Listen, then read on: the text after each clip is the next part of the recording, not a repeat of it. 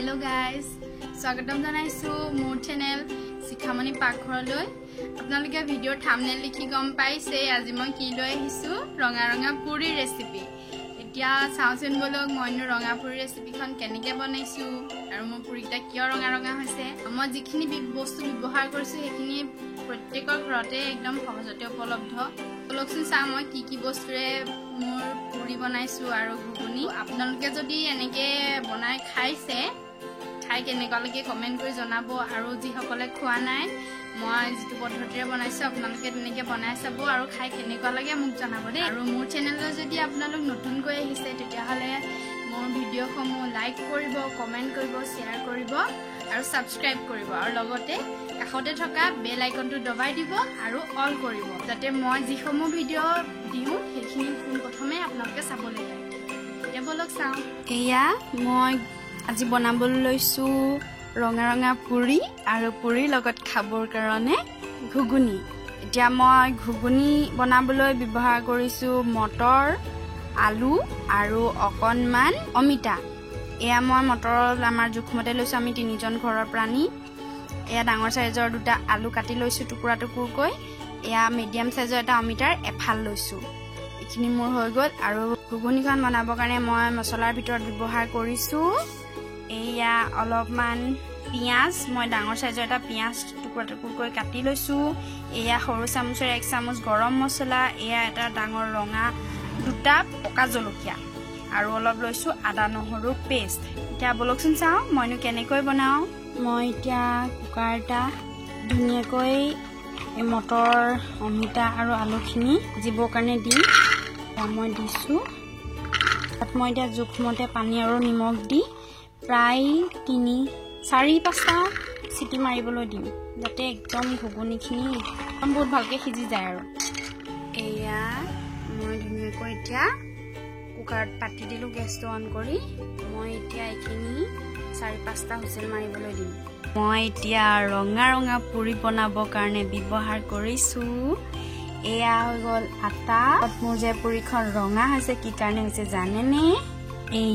এয়া হৈ গ'ল বিট। মই 2টা বিট লৈছো মিডিয়াম সাইজৰ আৰু বিট 2টা ধুনীয়াকৈ বাকলিটো গুচাই গ্ৰাইণ্ডাৰত দি ধুনীয়াকৈ এইখিনি পেষ্ট বনাই লৈছো। তাৰপিছত চেকনি এখনৰ সহায়েৰে চেকি লৈ ইয়াৰ ৰসটো উলিয়াই লৈছো।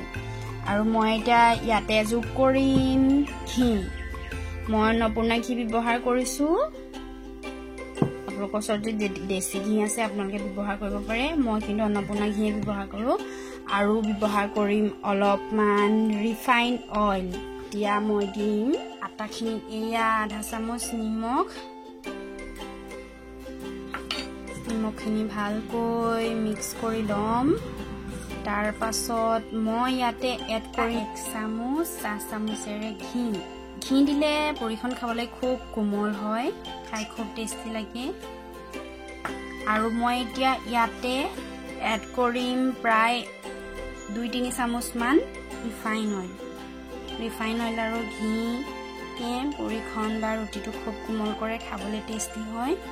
মই এতিয়া এইখিনি খুব ধুনীয়াকৈ মিক্স কৰি ল'ম। মিক্স কৰি একদম ছফ্টকৈ এইখিনি খুব ভালকৈ সানি ল'ব লাগিব আটাখিনিৰ লগত। সানি লোৱাৰ পাছত মই এয়া পেষ্ট বনাই থোৱা বিটৰ ৰসখিনি পানীৰ সলনি আমিতো পানী ব্যৱহাৰ কৰি আটা মঠোঁ, পানীৰ সলনি এতিয়া বিটৰ ৰসখিনি দি এইখিনি ধুনীয়াকৈ মঠি ল'ম। এয়া মই অলপ অলপকৈ দি এইখিনি ধুনীয়াকৈ মঠি ল'ম। ধুনীয়াকৈ মঠি ল'ব। মঠাটো কিন্তু খুব ছফ্ট কৰিব, তেতিয়াহে পুৰিখন বৰ ধুনীয়াকৈ ফুলে আৰু খাবলৈ টেষ্টি হয়। আপোনালোকে পুৰিও বনাব পাৰে, ৰুটিও বনাব পাৰে, একেবাৰে শুকান ৰুটিও বনাব পাৰে। আপোনালোকে যিয়ে বনায় তেনেকৈয়ে খাবলৈ খুব টেষ্টি হয়। এয়া চাওক মোৰ এতিয়া মঠা প্ৰায় হৈ গৈছে। চাওক কিমান ছফ্ট হৈছে, আপোনালোকে দেখি গম পাইছে একদম বহুত ছফ্ট হৈছে। যিমান ছফ্টকৈ মঠিব আচলতে খাবলৈ সিমানেই ভাল হয় পুৰি।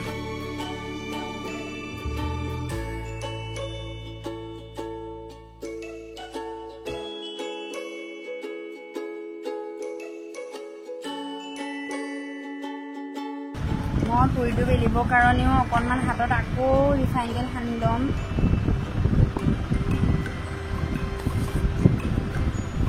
তেতিয়া বেলনাখনত পুৰিটো লাগি নধৰে এয়া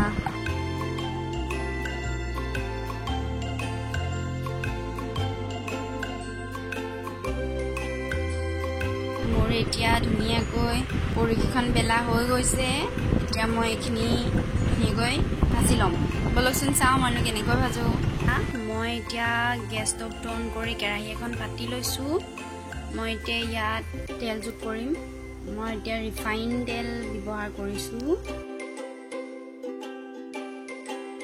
মই এতিয়া ইয়াত তেল যোগ কৰিলোঁ এতিয়া তেলখিনি ধুনীয়াকৈ গৰম হ'বলৈ দিম তেলখিনি এতিয়া গৰম হৈ গৈছে মই ধুনীয়াকৈ এতিয়া বেলি থোৱা পুৰিখন ইয়াত দি দিম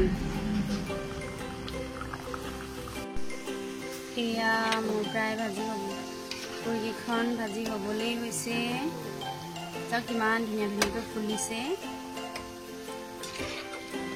এতিয়া পুৰিখন বনোৱা হৈছে আৰু মই কৈছে যিহেতু মিষ্টাৰে পুৰি খাই বেয়া পায় সেইকাৰণে তেওঁৰ কাৰণে মই এতিয়া আকৌ বনাবলৈ লৈছোঁ ৰুটিৰ কাৰণে মই গেছটো অন কৰিলোঁ মোৰ টাৱাখন গৰম হৈ গৈছে মই এতিয়া ইয়াতে এড কৰিম 1 চামুচ ৰিফাইন তেল এয়া ৰুটিখন ধুনীয়াকৈ বহাই দিছোঁ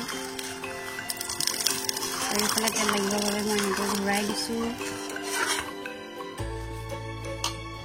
এয়া চাওক মই ঘুগুনিখিনিতে সিজিবলৈ দিছিলোঁ এয়া ধুনীয়াকৈ সিজা হৈ গৈছে বহুত দেখুৱাইছোঁ চাব দেই একদম ধুনীয়াকৈ সিজি গৈছে মই এতিয়া এইখিনি ঘুটনি এডালৰ সহায়েৰে গোটেইখিনি ঘুটনি মাৰি ভাঙি চিঙি পেলাম মই কেৰাহীখন পাতি লৈছোঁ মই পুৰি বনোৱা কেৰাহীখনকে ব্যৱহাৰ কৰিছোঁ তেলটো আঁচৰাই লৈছোঁ মোৰ কেৰাহী প্ৰায় গৰম হৈছে মই এতিয়া ইয়াতে তেল দিম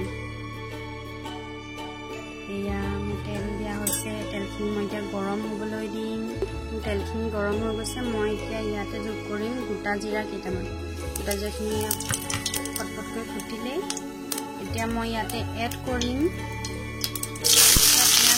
পিঁয়াজখিনি মই ৰঙচুৱা হোৱালৈকে ধুনীয়াকৈ ভাজি ল'ম পিঁয়াজখিনি প্ৰায় ৰঙচুৱা হৈছে মই এতিয়া ইয়াতে এড কৰিম কাটি থোৱা জলকীয়াখিনি আৰু পেষ্ট কৰি লোৱা আদা নহৰুখিনি মই বহুত মিহি নাই কৰা অলপমান থেতেলিয়াহে লৈছোঁ এইখিনিও প্ৰায় 1 মিনিটমান ভাজি ল'ম তেজপাত দিলে বৰ ধুনীয়া হয় তাত বৰ ধুনীয়া সুগন্ধ ওলায় একদম ধুনীয়া ৰঙচুৱা হৈ গৈছে এতিয়া মই যোগ কৰিম গৰম মছলাখিনি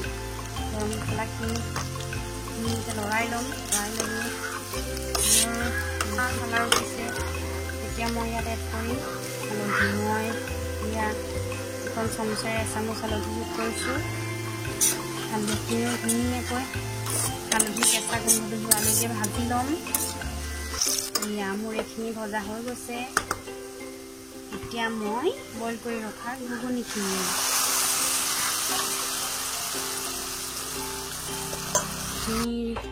গেছৰ ফ্লেমটো